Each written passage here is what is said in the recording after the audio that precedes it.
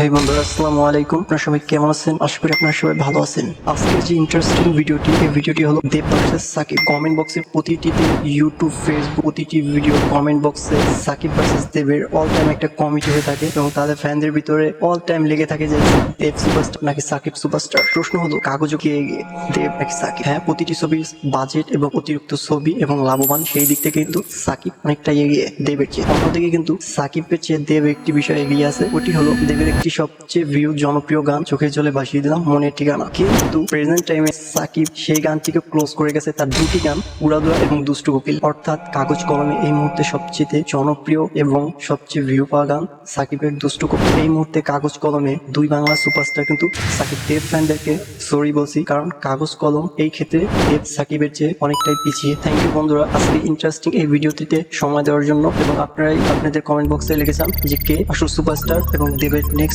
Movie কি সাকিবের এই সব কিছু রেকর্ড ভেঙে দিতে পারবে।